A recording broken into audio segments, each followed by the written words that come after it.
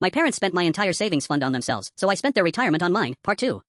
The first thing I did was call my mom's sister, my Aunt Patricia. She had been close to my grandfather. She remembered the fund. She remembered the figure. She remembered my grandfather talking about it specifically at family gatherings over the years. I asked her if she had any idea what had happened to it. She went very quiet. Then she said she had always wondered. She said she had seen my parents buy a new car the year I turned 18. She said she had assumed it was none of her business.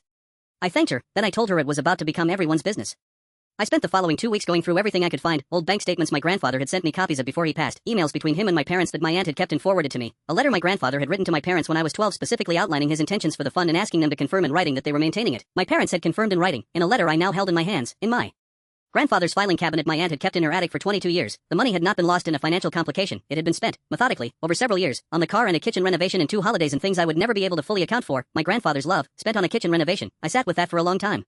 I called a solicitor. I explained everything, the fund, the letter, the confirmed written commitment, the figure my grandfather had specified in his will. The solicitor listened carefully. Then she said the written confirmation my parents had provided to my grandfather created a legally binding commitment to hold those funds on my behalf. She said I had a case. She said it would not be straightforward but that the documentation was stronger than most she had seen in similar situations. I asked her to proceed.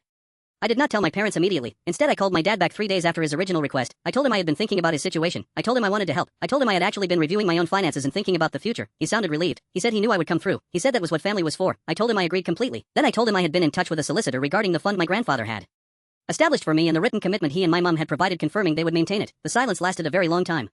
My dad said that was all ancient history. He said the money was gone and there was nothing to be done about it. He said I was being vindictive. He said after everything they had done for me I was choosing to do this. I asked him what exactly they had done for me. I asked him specifically. He said they had raised me, fed me, clothed me, given me a home. I told him those were the minimum requirements of having a child and not a favor they were owed repayment for. He said I had changed. He said I was cold. He said my grandfather would be ashamed of me. I told my dad very quietly that my grandfather had spent 11 years saving money specifically so I would not have to struggle, and that using his name to avoid accountability for spending that money was the single most disrespectful thing I had ever heard. Then I told him the solicitor would be in touch, and I hung up.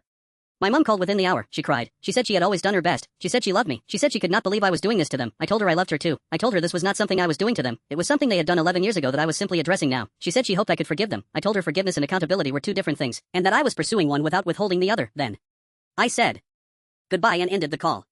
The legal process took 14 months. My parents contested it at every stage. They said the money had been lost legitimately. They could not produce a single document supporting that claim. I had a letter in my grandfather's handwriting, a written commitment signed by both of them, and bank records my aunt had retained that told a very clear story. The settlement was not 14,000 euros. With interest calculated over 22 years it was significantly more. I will not give the exact figure. I will say it covered the remainder of my mortgage. My parents and I did not speak for 18 months after the settlement. Then my mom called on my birthday. She did not mention the case. She did not apologize. She sang happy birthday down the phone the way she had every year since I was born and then asked how I was. I told her I was well. I asked how she was. We talked for 20 minutes about nothing important. It was the most honest conversation we had ever had, because for the first time neither of us was pretending the other was something they were not. My dad has not called. I do not know if he will. I think about my grandfather sometimes, about the fact that he spent 11 years putting money aside for a future he never got to see me build. I built it anyway, without his money for most of it, without my parents' help for any of it, but the apartment is paid for now. The one my mom said had a small kitchen. I renovated it last spring, new cabinets, new countertops, new everything. The kitchen is not small anymore. I did it with my grandfather's money, the way he always intended. Was I wrong for taking my parents to court, or did they make that decision for me the day they chose a kitchen renovation over their own child's future?